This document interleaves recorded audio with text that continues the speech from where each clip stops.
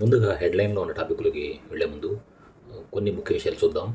ఇస్లాం మతంలో ప్రధానంగా రెండు సంప్రదాయాలు ఉంటాయి. సున్నీలు మరియు షియాలు అంటారు. సున్నీలు మహమ్మద్ ప్రవక్త అంటే మరణం తర్వాత అబూబకర్ను మొదటి ఖలీఫాగా, అంటే ఖలీఫా అంటే సార్వభౌమ నాయకుడు అనమాట, ఎన్నుకున్నారు. వీళ్ళు ప్రవక్త సున్నా అంటే అనమాట జీవన విధానం పాటించేవాళ్ళు అనమాట. వీళ్ళు ప్రపంచంలో ముస్లింలలో 85-90% వరకు సున్నీలు ఉన్నారు. అంటే ఇక్కడ ఏంటంటే మహమ్మద్ ప్రవక్త మరణం తర్వాత ఆయన ఫాలోవర్ని నమ్మేవాళ్ళు అనమాట వీళ్ళు. ఇదేంటంటే వీళ్ళని సున్నీలు అన్నారు. అంటే షియాలు అంటే ఏంటంటే, షియాలు ఏం చెప్పారంటే మహమ్మద్ కుమార్తె ఫాతిమా భర్త అయినటువంటి అలీ తాలిబ్ని మొదటి వారసుడిగా భావించారు. వీళ్ళు ఏంటంటే ఇమాములు అంటారు.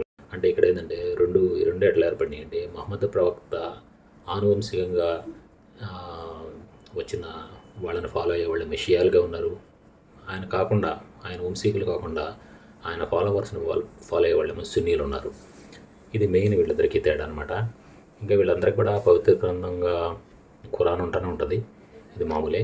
ఇకపోతే ప్రపంచవ్యాప్తంగా చూస్తే ఎక్కువగా ఎవరున్నారని చూస్తే సున్నీలు ఎక్కువ మంది ఉన్నారు. 90% వరకు సున్నీలు ఉన్నారు. అంటే ఈ సున్నీలు ఎక్కడెక్కడ ఉన్నారంటే ఇండోనేషియాలో, పాకిస్తాన్లో, బంగ్లాదేశ్లో, ఈజిప్ట్లో, టర్కీలో, Saudi Arabia, Algeria, Morocco, Tunisia, Yemen, Malaysia, Afghanistan, Somalia, Uzbekistan, Kazakhstan, ఇతర జోర్డాను, కువైటు, ఒమాను, ఖత్తారు, యుఏఈ అన్నింటి దేశాల్లో కూడా సున్నీలే ఉన్నారు. ఇకపోతే షియాగా ఉన్నటువంటి మెజారిటీ దేశాలు ఏంటంటే Iran, Iraq, Bahrain, Azerbaijan, Lebanon, సిరియాల్లో కొంత ప్రభావం అయితే ఉన్నారు. ఇట్లా మొత్తం మీద అయితే షియా జనాభా అనేది తక్కువగా ఉంది. ఇది మెయిన్ అనమాట. ఇరాన్కు సంబంధించినటువంటి సుప్రీం లీడర్ అయతుల్లా అలీ ఖమైనీ అనేది ఇరాన్, ఇరాకులు మనం చెప్పినట్టుగా వీళ్ళు షియా మతాన్ని ఫాలో అవుతారు. ఈయన జీవితం అనేది ఒక ముగింపు దశ అనేది చేరుకుంది. ఈయన జీవిత చరిత్ర చూస్తే 1939లో ఇరాన్లో ఒక పేద కుటుంబంలో ఈయన జన్మించిన ఖమేనీ చిన్న వయసులోనే ఇస్లామిక్ భావనలతో ఖురాన్ను పఠించడం, 11 సంవత్సరాలకే ఒక మత గురువు స్థాయికి చేరడం అనేది జరిగిందనమాట. ఇకపోతే ఇస్లామిక్ తిరుగుబాటు నాయకుడు అయతుల్లా ఖమైనీ శిష్యుడు ఈయన 1979లో ఇస్లామిక్ విప్లవం కీలక పాత్రలో పోషించి 32 సంవత్సరాల పాటు ఇరాన్ను పరిపాలించినటువంటి వ్యక్తి ఈ అయతుల్లా అలీ ఖమైనీ. ఈయన చేసింది ఏంటంటే, ఇరాన్ ఇరాక్ యుద్ధం జరిగినప్పుడు 1980-88లో దేశాన్ని కాపాడినప్పటికీ కూడా ప్రపంచంలో ఇస్లామిక్ స్టేట్గా ప్రపంచాన్ని ఇస్లామిక్ ప్రపంచంగా మార్చాలి అనే ఈ తిరుగుబాటు వాదానికి వీటికి తలగొట్టడం, వీటి వల్ల అంతర్జాతీయ ఒత్తిళ్ళు ఎదుర్కోవాల్సి వచ్చింది. ఆంతరికంగా కూడా నిరసనలతో ఎదుర్కోవాల్సి వచ్చింది. ఫిబ్రవరి 28, 2026లో అమెరికా మరియు ఇజ్రాయెల్ కలిసి ఇరాన్పై భీకర దాడి అనేది చేశారు. ఈ దాడి చేసినప్పుడు ఆపరేషన్ ఎపిక్ ఫ్యూరీ అని ఈ దాడి పేరు పెట్టి చేశారు.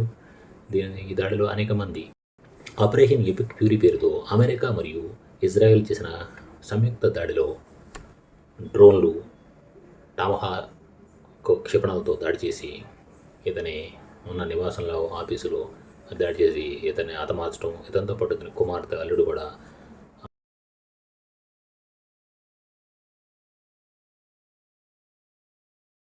మరణించినట్టుగా చెప్తున్నారు.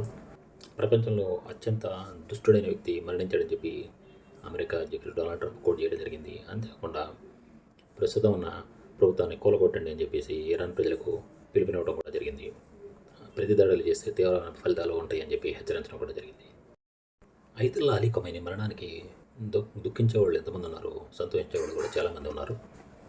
ఇతని యుఎస్ మరియు ఇజ్రాయెల్ ఎందుకు చంపాల్సి వచ్చింది అని చూస్తే, ఇరాన్ అణు కార్యక్రమాలు, ఉగ్రవాదాలకు మద్దతు ఇవ్వడం, ఇవి కూడా ప్రధాన కారణంగా ఉన్నాయి.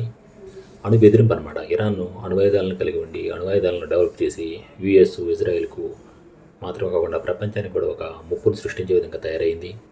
అది కాకుండా ప్రాక్సీ ఉగ్రవాదాన్ని ప్రోత్సహించడం, హిజ్బుల్లా, హౌతీ, హమాస్ వాళ్ళకి మద్దతు ఇవ్వడం, మిగతా ప్రపంచాన్ని భయపెట్టడం, తీవ్రవాదాన్ని ప్రోత్సహించడం, ఉగ్రవాదులకు శిక్షణ ఇవ్వడం, ఇవన్నీ కూడా ప్రాక్సీ ఉగ్రవాదం ఇదో కారణం.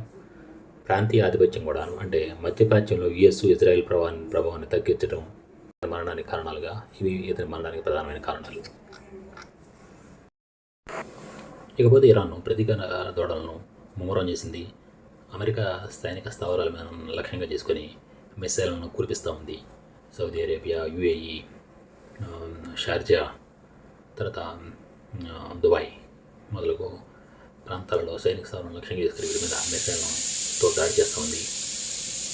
ఇక ఇప్పటికైనా ఇరాన్ తన పంతం వీడి ఈ తీవ్రవాదానికి స్వస్తి చెప్పి దారిలో వస్తే బాగుంటుంది. ఇకపోతే భారత్కు సంబంధించి ఇరాన్ కానివ్వండి, ఇజ్రాయెల్ కానివ్వండి, అమెరికా కానివ్వండి, మిత్రదేశాలు ఉన్నాయి. భారత్కి వీటితో ఘర్షణ అనేది ఏమి లేదు. వీటన్నిటితో కూడా భారతదేశం అనేది తటస్థ వైఖరిని అవలంబిస్తూ ఉంది.